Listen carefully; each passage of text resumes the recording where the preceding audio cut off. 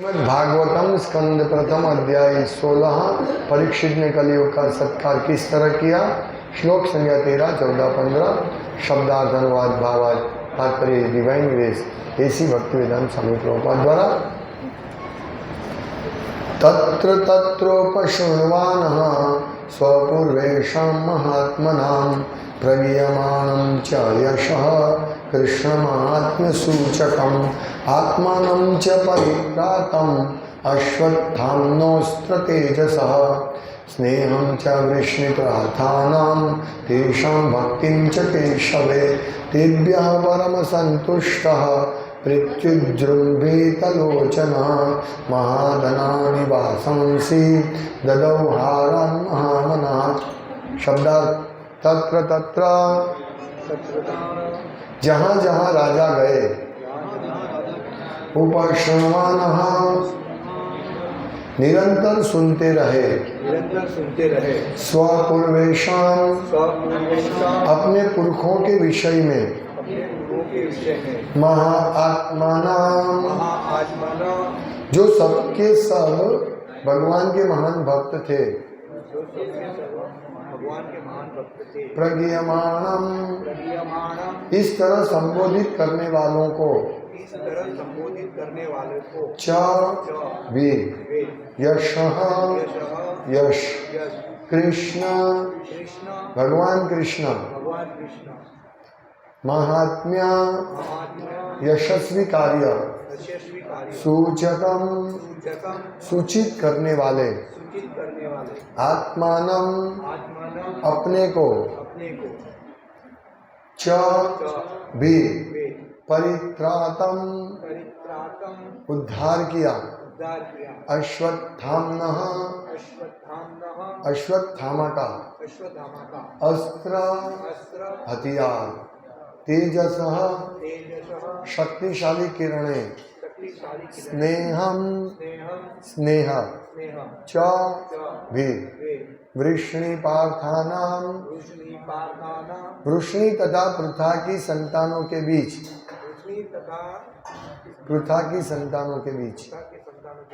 तेषां उन सब की भक्ति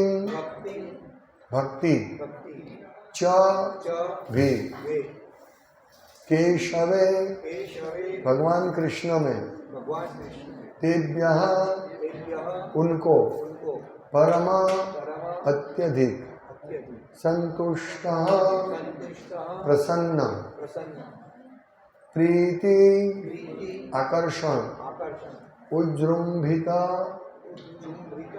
हर्ष से खुले लोचन नेत्रों वाला महाधनानि बहुमूल्य धन वासांसी वस्त्र ददौ दान में दिया हारान गले का हार महामनः विशाल हृदय वाला। अनुवाद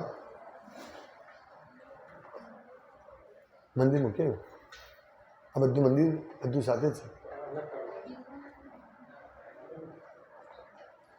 राजा जहाँ कहीं भी जाते उन्हें निरंतर अपने उन महान पूर्वजों का यशोगान सुनने मिलता जो सभी भगवत भक्त थे तथा भगवान श्री कृष्ण के यशस्वी कार्यों की गाथा सुनने को भी मिलती थी।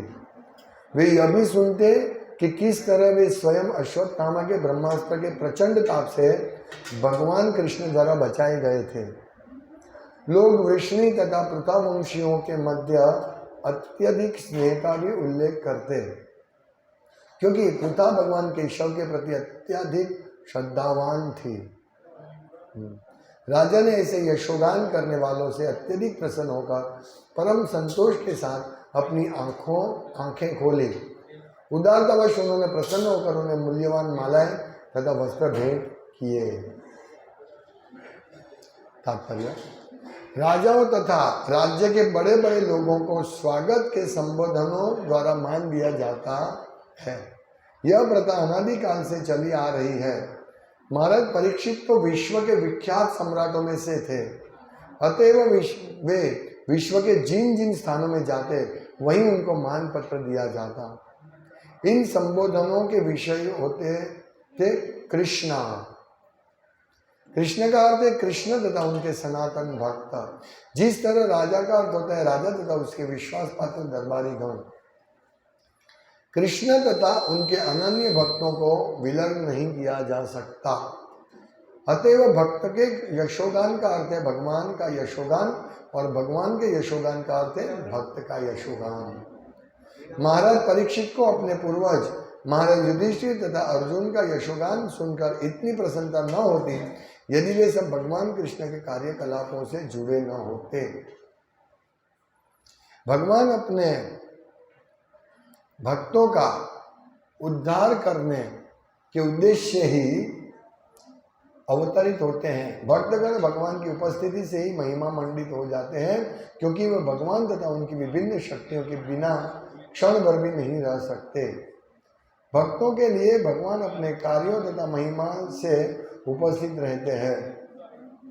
अतएव जब भगवान के कार्यों द्वारा उनका यशोगान किया जा रहा था तो उन्हें भगवान की उपस्थिति का अनुभव हुआ, विशेष रूप से जब भगवान ने माता के गर्भ में ही उनकी रक्षा की थी।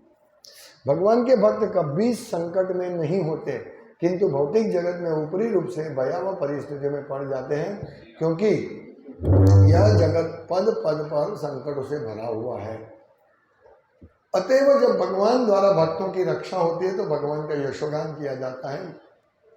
यदि पांडव जैसे भगवत भक्त कुरुक्षेत्र के युद्ध में फंसे न होते तो भगवान कृष्ण कभी भी भगवत गीता के उद्घोषक के रूप में महिमा मंडित न किए जाते। स्वागत उद्बोधन में भगवान के ऐसे समस्त कार्यों का उल्लेख था। अतएव महाराज परीक्षित ने पूर्ण रूप से संतुष्ट होकर ऐसे मानपत्र भेंट करने वालों को पुरस्कृत किया। आज के तथा तब के स्वागत उद्बोधन करने में यही अंतर है कि प्राचीन समय में महाराज परीक्षित जैसे व्यक्ति को ही ऐसे उद्बोधन भेंट किए जाते थे। ऐसे उद्बोधन तथ्यों तथा आंकड़ों से भरे होते थे और जो इन उद्बोधनों का भेंट करता था वह प्रचुर पुरस्कार पाता था। किंतु आजकल जो स्वागत उद्बोधन भेंट किया जाता है उसमें वास्तविक आंकड़े नहीं रहते हैं। वह किसी पदाधिकारी को प्रसन्न करने के लिए भेंट किया जाता है और प्रायः चापलूसी से भरा हुआ रहता है, और शायद ही ऐसा मानपत्र भेंट करने वाला कभी कोई पुरस्कार पाता हो। ओम ज्ञानतिमिरान्धस्य ज्ञानञ्जनशलाकया चक्षुरुन्मीलितं येन तस्मै श्रीगुरुवे नमः। नामश्रेष्ठं मनुमपि शचीपुत्रमत्र स्वरूपं रूपं तस्यागजामुरुकुरी माधुरीं गोस्वतीं राधाकुण्डं गिरिवरमहो राधिका माधवासं प्राप्तयस्य वन्देऽहं श्रीगुरुं श्रीयुतपदकमलं श्रीगुरुवैष्णवं श्रीरूपं साग्रजातं सहगं रघुनाथान्वितं तं सजीवं साद्वैतं सावधूतं परिजनसहितं कृष्णचैतन्यदेवं श्रीराधा कृष्णपादान् सहगं ललिता श्रीविशाखान्वितं जयतां सुरतो पंगुरमम मन्दमते गति मत्सर्वस्य पदाम्बोजं राधा मदन मोहन दिव्यवृन्दारण्य कल्पद्रुमादे श्रीमद्रत्नागार सिंहासनस्थौ श्रीमद्राधा शीलगोविन्देवं पृष्ठाले से अमनो स्मरामि श्रीमान रासरसारंभि वंशीवट ततस्थित कर्षण वेणु स्वनेर गोपी गोपीनाथ श्रेष्ठ नः जयतां कृष्णाय वासुदेवाय देवकी नंदनाय च नंद गोपकुमाराय गोविंदाय नमो नमः। नमो पंकजनाभाय नमो पंकजमालिने नमो पंकजनेत्राय नमस्तेस्तु पंकजांग्रे। श्री कृष्ण चैतन्य प्रभु नित्यानंद श्री अद्वैत गदाधर श्रीवासादि गौर भक्तवृंद हरे कृष्ण कृष्ण कृष्ण हरे हरे हरे राम राम राम हरे हरे।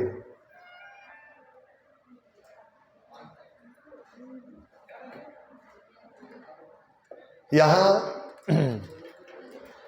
जहाँ जहाँ महाराज परीक्षित पूरी सेना लेकर गए अपने पूरे विश्व में, पूरे राज्य में, वहाँ वहाँ उनका स्वागत हुआ और मान पत्र दिया जाए, यानी प्रशंसा पत्र दिया गया। तो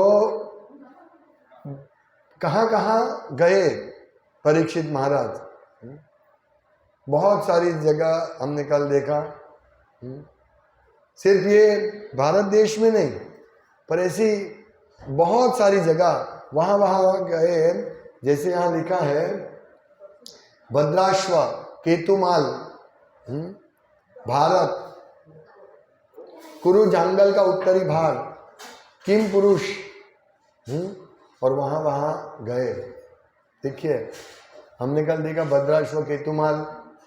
केतुमाल में बहुत ही सुंदर स्त्री पुरुष रहते हैं, सुवर्ण उनका रंग है, अप्सरा से भी सुंदर स्त्री है, और ये बहुत दूर है। हम इस पृथ्वी के लोगों ने देखा ही नहीं होगा अभी के कलयुग के लोग, वो नहीं देख सकते हैं, क्योंकि पूरा ये जो 7 द्वीपों में पूरी पृथ्वी को विभाजित किया गया था 7 समुद्र के द्वारा, और ये सब भागवतम के 5वें स्कंद में आते हैं। तो ये सब जगह पर गए थे महाराज परीक्षित। कितनी बड़ी आश्चर्य की बात है। और इतना ही नहीं, जहां जहां भी जाते थे सबको मालूम था परीक्षित महाराज कौन है, उनके पूर्वज कौन है और भगवान कृष्ण कौन है। वहां देखिए, राजा जहां कहीं भी गए उन्हें निरंतर अपने महान पूर्वजों का यशोगान सुनने मिला, जो सभी भगवत भक्त थे।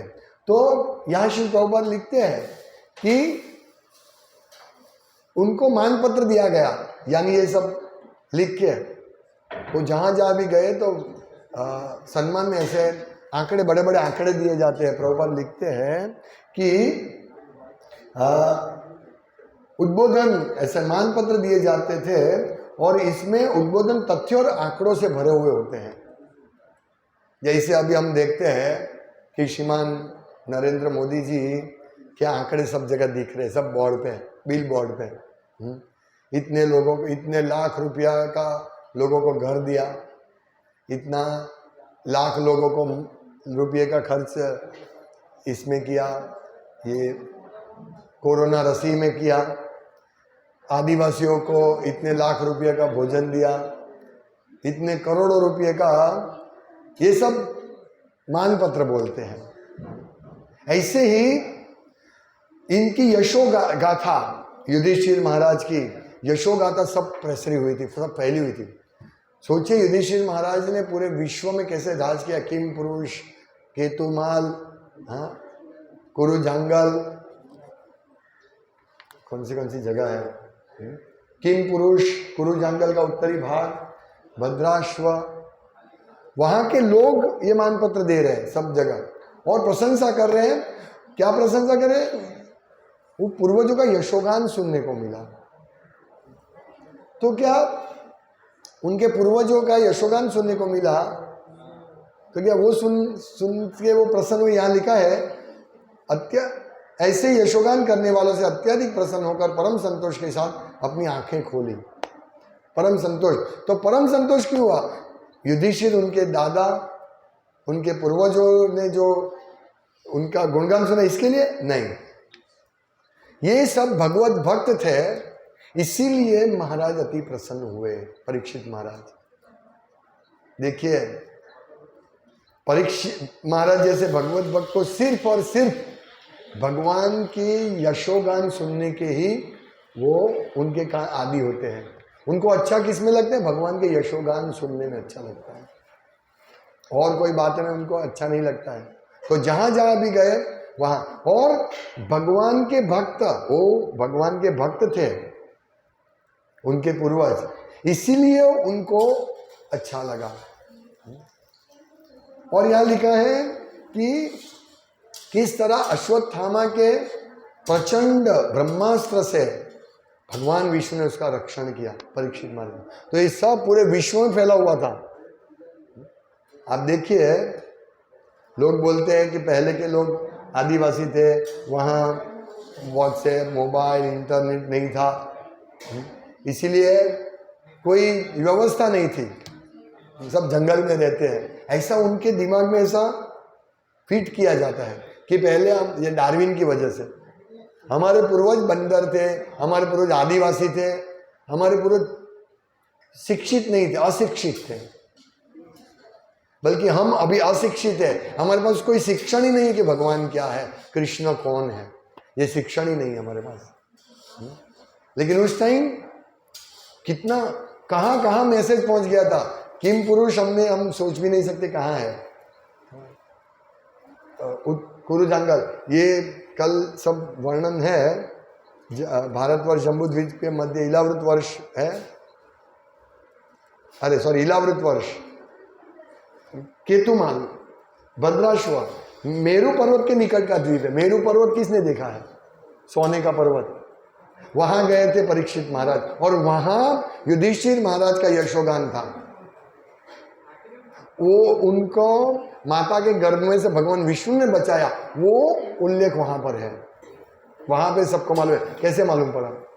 कितना दूर देखिए, आज तो हम व्हाट्सएप से अमेरिका में बैठा है, कुछ हुआ तो तुरंत हो यहाँ युद्ध हुआ, ओ नरेंद्र मोदी सबको पेट्रोल फ्री दे रहे हैं, ऐसा तुरंत आएगा। लेकिन देखिए ये मैसेज वहां तक पहुंचा, यानी कितनी अत्याधुनिक सिस्टम थी, सिस्टम थी। अभी हमारा थोड़ा गड़बड़, टावर में गड़बड़ हो गया तो नहीं पहुंचेगा, लेकिन वहां उनकी सूक्ष्म भौतिक चीजें, लेकिन ऐसा उनके पास सूक्ष्म ये होता है, ये मंत्र का प्रभाव से ये सब मैसेज जाता है। जैसे जब पांडव लोग हिमालय में गए थे तो वहां पे बहुत कष्ट था, समस्या आई थी। वो लोग कहाँ जा रहे थे तो भीम ने अपने बेटे का स्मरण किया। उनका बेटा कौन है? घटोत्कच। तो इमीडिएटली घटोत्कच उधर आ गया, महाभारत में वर्णन है ऐसा। और फिर घटोत्कच युधिष्ठिर महाराज, कुंती महारानी सबको उठा के लेके चला गया हवा में, उसके पास कला थी। सोचिए, उन्होंने स्मरण किया और आ गया। तो कितनी टेक्नोलॉजी थी उस टाइम पे भी कि लोग हवा में उड़ सकते थे, ऐसी शक्ति थी। यहां हमारे पास कोई शक्ति नहीं है इस कलयुग में। और तो हम समझ सकते, लेकिन जो शास्त्र में विश्वास नहीं करते वो सोचते हैं ये केतुमाल, भद्राश्व, ऐसा कुछ है नहीं। अब समझिए।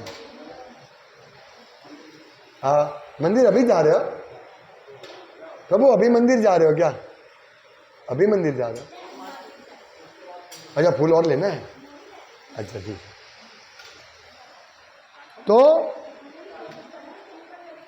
आप सोचिए, हम तो एक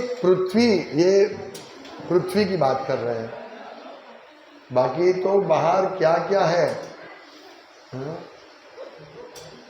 महाभारत में सब वर्णन है। लेकिन जो भद्राश्व द्वीप को भी युधिष्ठिर ने जीता था। हिमालय कितना है? हिमालय यह पृथ्वी लोग 7 समुद्र द्वारा 7 द्वीपों में विभक्त थे, 7 समुद्र द्वारा। ये राजा प्रियव्रत ने किया था, 7 समुद्र। देखिए, और हमारे आज के राजा में क्या ताकत है? राजा शायद प्रियव्रत ने ही सूर्य दूसरा, मतलब रात होती नहीं थी, वही सूर्य जैसे तेजस्वी थे, और उन्होंने ये सब विभाजन किया था। राजा प्रियव्रत, या मुझे याद नहीं है कौन है। कहने का तात्पर्य, पूरा पृथ्वी जो है ना, हम जो दिखते उतना नहीं है, बहुत सारा विशाल 7 द्वीप है, उसमें से भारत एक द्वीप है। भारत के चारों ओर ये है अपना समुद्र। तो ये सब हम एक्चुअली, पृथ्वी गोल नहीं है, जो हम समझते हैं, लेकिन वो शास्त्र से संशोधन कर सकते हैं हम। लेकिन कहने का तात्पर्य क्या है कि सब जगह पे भगवान कृष्ण का यशोगान होता था और इस यशोगान से भक्त खुश होते हैं। तो देखिए, मान पत्र दिए जाते थे कि आंकड़े दिए जाते थे कि इतना, जो भी भक्तों का या जो भी आंकड़े उधर दिया जाता था, तो उसमें उसके विषय थे कृष्ण। उस आंकड़े, जो भी आंकड़े दिए जाते सब उसके विषय कृष्ण थे। और कृष्ण, प्रभुपाद लिखते हैं कि कृष्ण का अर्थ है कृष्ण तथा उनके सनातन भक्त। सिर्फ कृष्ण मतलब कृष्ण अकेले नहीं, कृष्ण के साथ उनके सभी सनातन भक्त। और ये युधिष्ठिर, महाराज, पांडव, ये सब भगवान के सनातन भक्त हैं। तो हम देखते हैं कि कृष्ण और कृष्ण के भक्त को अलग नहीं किया जा सकता, कभी भी नहीं किया जा सकता। तो भक्त का यशोगान का अर्थ है कृष्ण का यशोगान, और भगवान के यशोगान का अर्थ है भक्त का यशोगान। इसीलिए आज देखिए, जन्माष्टमी के दूसरा दिन कौन सा है? प्रभुपाद आविर्भाव दिन। तो सभी विश्व में, सभी जगह, अभी हम विश्व बोले तो थोड़ा भाग जो हमको दिखता है, अमेरिका, यूरोप, सब जगह पे जन्माष्टमी के दिन भगवान का भी गुणगान होगा और दूसरे दिन प्रभुपाद का गुणगान होगा पूरे विश्व में। ये दोनों एक ही है, भक्त का यशोगान और भगवान का यशोगान। और लिखते हैं कि महाराज परीक्षित को अपने पूर्वज महाराज युधिष्ठिर तथा अर्जुन का यशोगान सुनकर इतनी प्रसन्नता न होती यदि वे सब भगवान कृष्ण के कार्यकलापों से जुड़े न होते। तो कल जन्माष्टमी है, हम सबको भगवान के कार्यकलापों का गुणगान सुनना चाहिए, श्रवण कीर्तन करना चाहिए, सेवा करनी चाहिए, और लोगों को ये यशोगान सुनाना चाहिए। तो हम कभी भी कृष्ण से अलग नहीं होंगे और हमें उत्साह मिलेगा श्रवण कीर्तन करने से। तो यहाँ अपने परीक्षित महाराज सुन रहे थे, आनंद से, परम आनंद से सुन रहे थे, और उन्होंने संतोष से आंख खोली और सबको दान दिया। देखिए, वो कहाँ गए थे? अपना सेना को लेकर गए थे। तो अभी यहाँ क्या लिखा है कि उदारतावश उन्होंने प्रसन्न होकर उन्हें मूल्यवान मालाएं तथा वस्त्र भेंट किया। मूल्यवान मालाएं भेंट की, इसका मतलब है वो सब लेके, खजाना लेके निकले थे, पूरा रहने की व्यवस्था। देखिए, सब होंगे ना, सब जगह वहां रहते थे, सैन्य, कितना सैन्य, पैदल, इन सब का व्यवस्था करना छोटी बात है क्या? ये सबको लेके घूमते हैं, हम सोच भी नहीं सकते।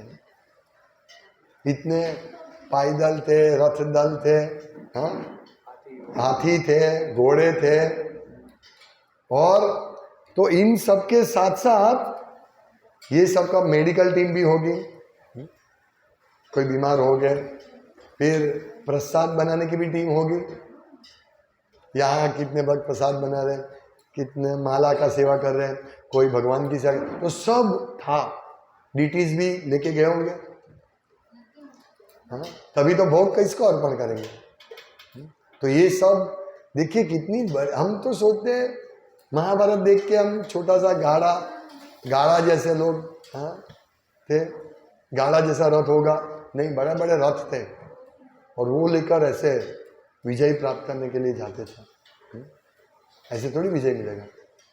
तो कहने का तात्पर्य, ये सब हमारी सूक्ष्म क्षुद्र बुद्धि के बाहर चीज है, लेकिन हमें ये वर्णन में संशय नहीं करना चाहिए। ऐसा होगा, ऐसा हुआ था, हमें ऐसा ही चिंतन करना चाहिए कि इस प्रकार से परीक्षित महाराज विश्व विजय के लिए निकले थे, क्योंकि सबको कृष्ण भक्त बनाना था उनको।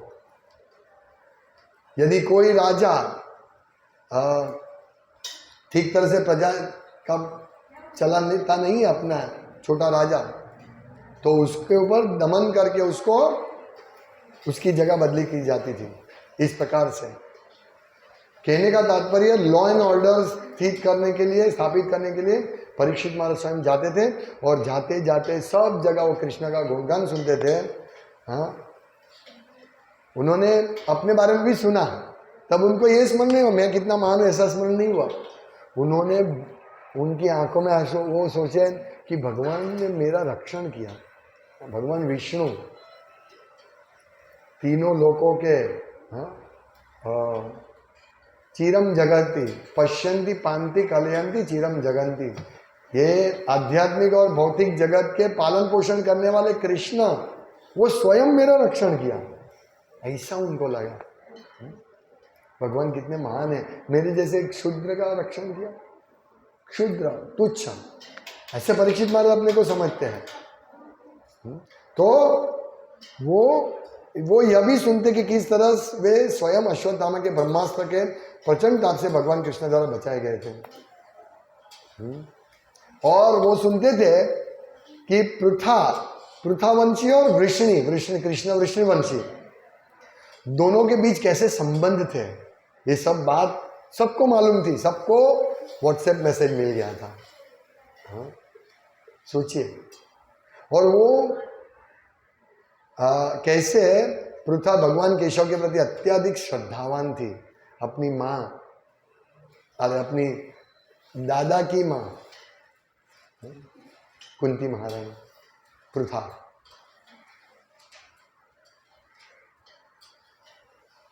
तो इस प्रकार ये सब गुणगान तो हम लोगों को भी, एक्चुअली हम लोगों ने सोचा यहाँ कोई ज़्यादा लोग आते नहीं, इसीलिए हमने पूरा मंदिर में रखा। लेकिन यदि हम यहाँ रहते और हमारे भक्तों के बीच में भी इस प्रकार कृष्ण की कथा करते हैं, हाँ, भजन गाते हैं, तो कल जन्माष्टमी का महोत्सव हो सकता है। तो मैं सोचता हूँ कि हम सुबह तो हमारा मॉर्निंग प्रोग्राम है, फिर हम मंदिर में सेवा करें और यहाँ 7 बजे से 11 बजे 12 बजे तक भी प्रोग्राम करें। सब भक्तों को थोड़ा थोड़ा वहाँ का भी सेवा, यहाँ का एडजस्टमेंट करके कर सकते हैं। इस प्रकार भगवान का हम गुणगान गाएंगे। लोग जो भक्तों की वहाँ सेवा होगी उनको वहाँ 2-4 घंटा वहाँ सेवा करके वापस आ जाए। तो हमको कल 12 बजे तक करना चाहिए। कोई आए नहीं आए अलग बात है, मैं ऐसा सोचता हूँ। आप लोगों का क्या मत है? करना चाहिए, है ना? क्योंकि भगवान का वहाँ हम जाएंगे, हमारा सेवा है, लेकिन बहुत सारे भक्त बैठे रहेंगे, थक जाएंगे। लेकिन यहाँ हम लोग सतत श्रवण कीर्तन करेंगे। एक बार गौर पूर्णिमा के दिन मुझे याद है, हम लोगों ने वहाँ साइड पे गार्डन में बैठ के भजन गाया था, बहुत अच्छा लगा था। तो हम भजन कीर्तन कथा, हाँ, प्रभुपाद का प्रवचन इस प्रकार यहाँ रखेंगे 7 बजे से लेकर, तो कहाँ 12 बज जाएगा हमको मालूम नहीं पड़ेगा। चाहे बाहर के लोग आए तो ठीक है, नहीं आए तो कोई बात नहीं। तो इस प्रकार मैं सोचता हूँ कि ऐसा हो, भगवान की कृपा होगी तो हम ऐसा कर सकते हैं।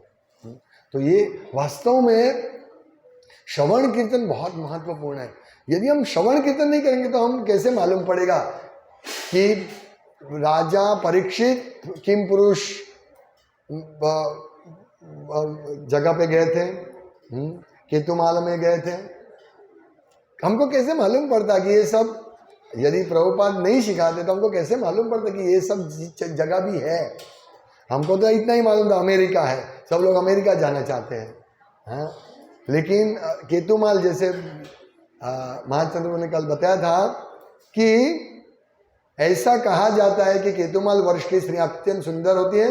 इस वर्ष अर्थात भूभाग को अर्जुन ने भी जीता था। इस भूभाग का वर्णन महाभारत में उपलब्ध है।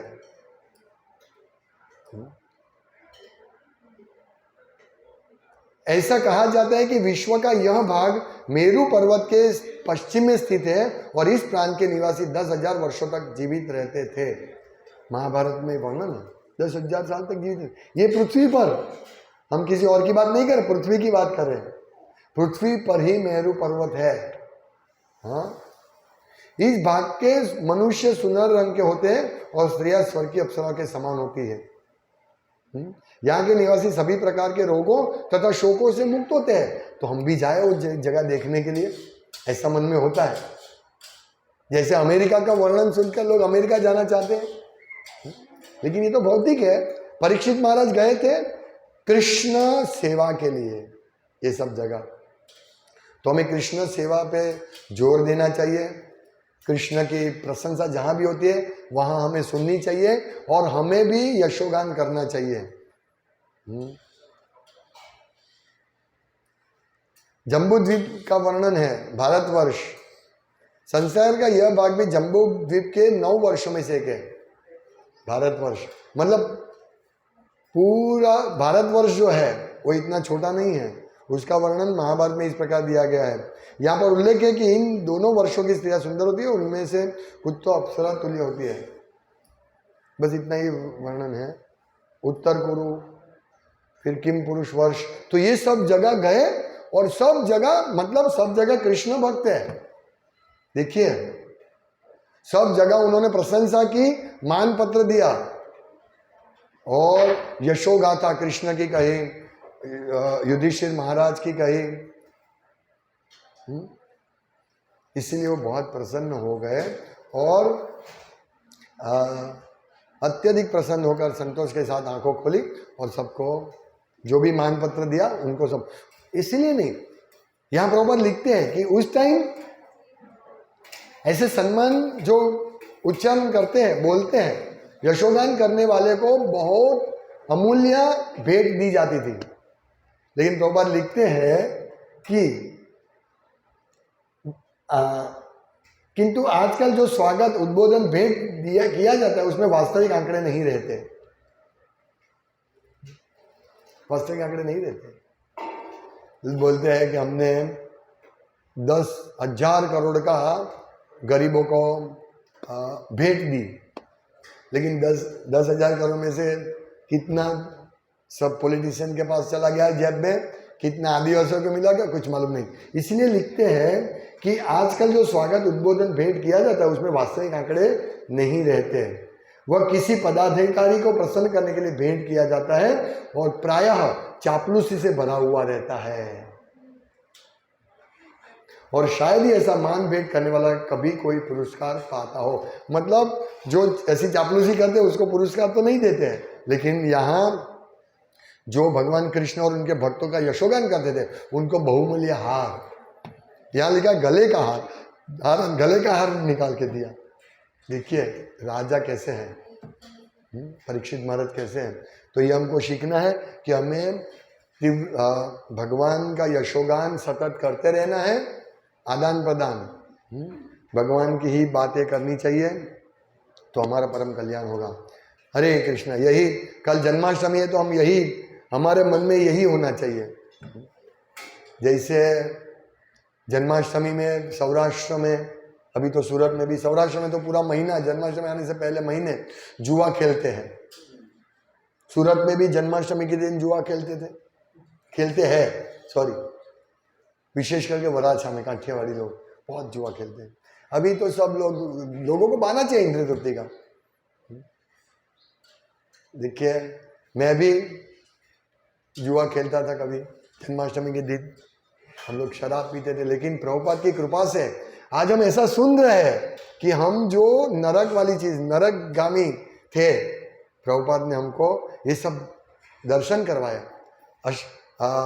महाराज परीक्षित कौन थे, युधिष्ठिर महाराज कौन थे, हमको कुछ मालूम था? कुछ मालूम नहीं था। हाँ?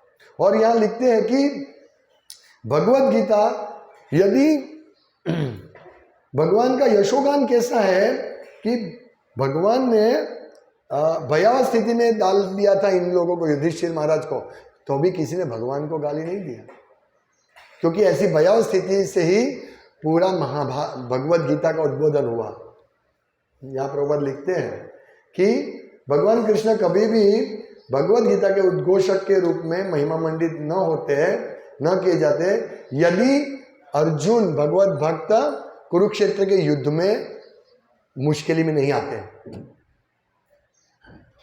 यदि युद्ध नहीं होता तो भगवत गीता का प्राकट्य नहीं होता और भगवान महिमा मंडित नहीं होते।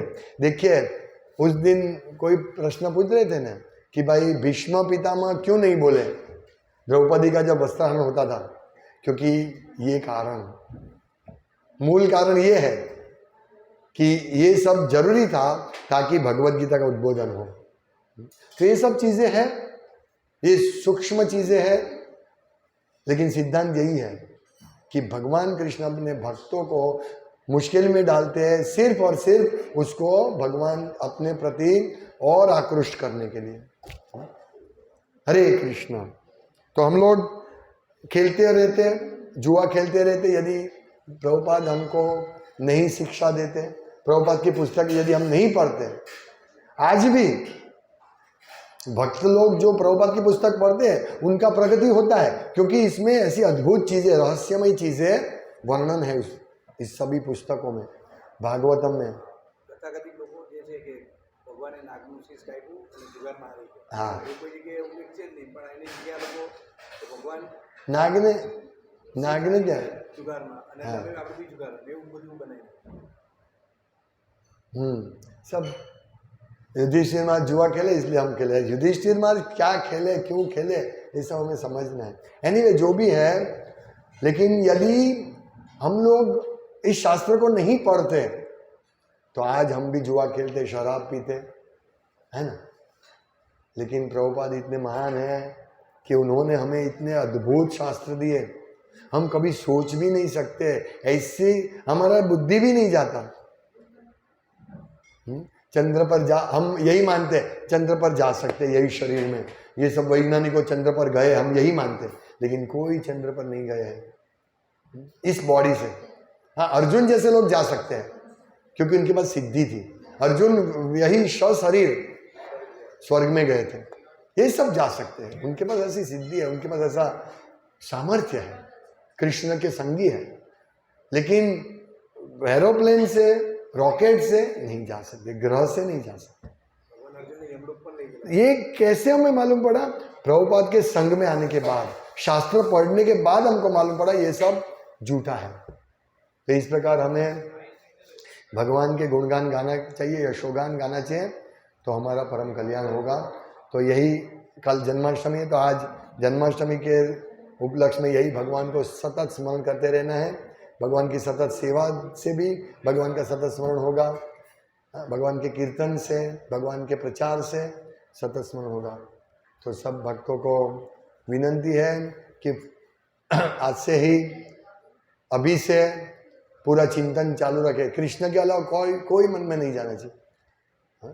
तो इस प्रकार हम ऐसे उत्सव में, महोत्सव में हम वैकुंठ का वातावरण क्रिएट कर सकते हैं। हरे कृष्णा। श्रीमद् भागवतम की जय, श्रील प्रभुपाद की जय।